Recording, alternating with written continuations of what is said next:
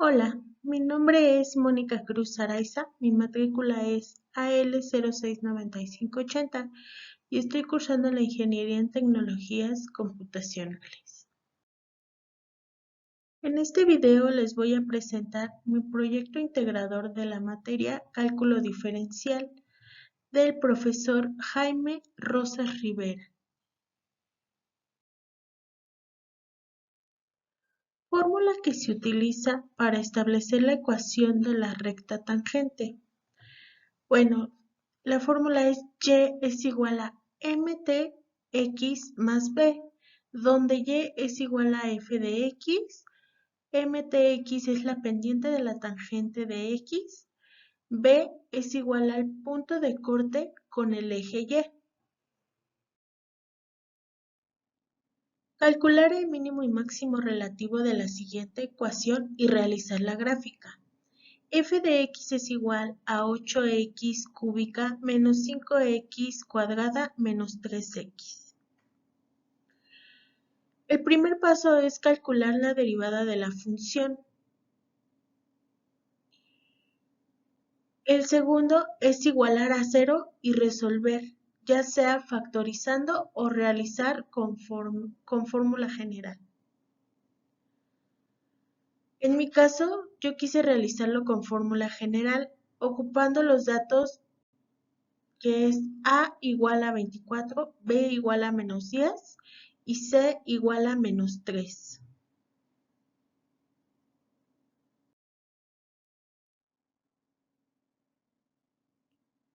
El tercer paso es encontrar los puntos críticos de y. Esto se hace reemplazando la función con los resultados de los valores anteriores. En este caso va a ser 0.6 y menos 0.1. El cuarto paso es encontrar la segunda derivada. El quinto paso es reemplazar x en la segunda derivada. Y por último es graficar.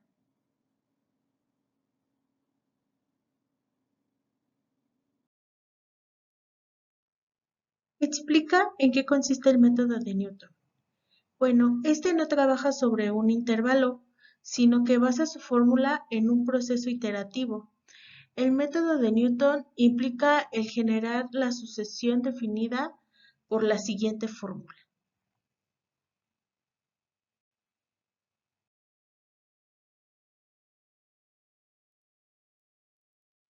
Menciona cuáles son las diferencias entre los siguientes teoremas: Rolle, Cauchy, L'Hopital y Taylor.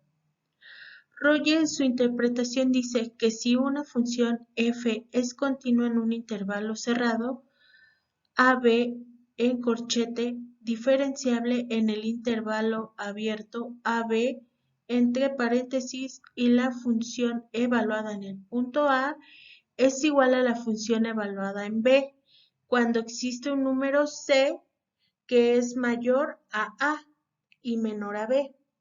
Implica entonces que la primera derivada de la función evaluada en C es igual a 0. Cauchy dice que sean f y g dos funciones continuas en AB en corchete y derivables en AB entre paréntesis. Entonces existe un punto x a la 0 tal que A menor que x menor que b cumplan que la función evaluada en b menos la función evaluada en a en producto con la primera derivada de la función g evaluada en x0 es igual a la primera derivada de la función en x0 en producto con la resta de la función g evaluada en b menos la función g evaluada en a.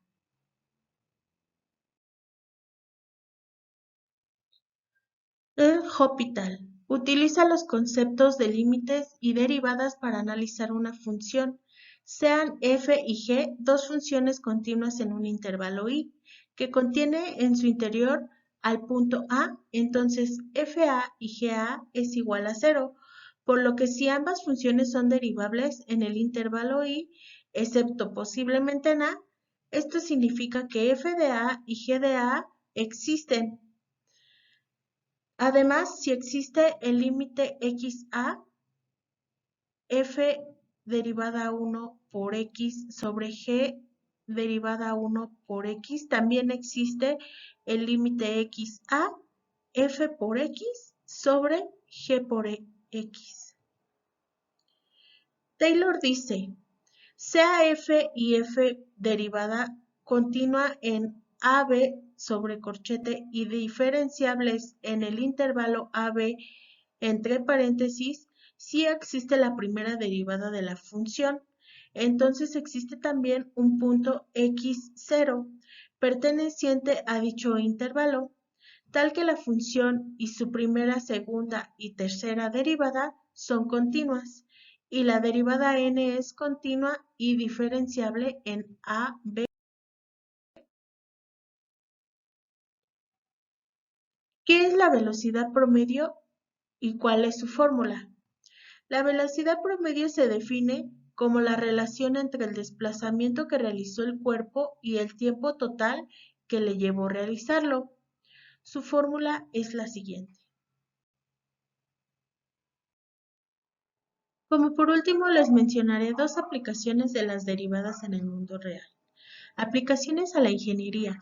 Esta la ocupan los ingenieros químicos o ingenieros en procesos para representar fenómenos que ocurren en un proceso mediante el uso de ecuaciones diferenciales. Se utilizan los sistemas de tratamientos de aguas residuales, así como en la recogida y tratamientos de residuos. También son de gran utilidad en los estudios de contaminación y diagnóstico. En ingeniería industrial se utiliza mucho la derivada para reducir costes al fabricar un producto. Aplicaciones a la medicina.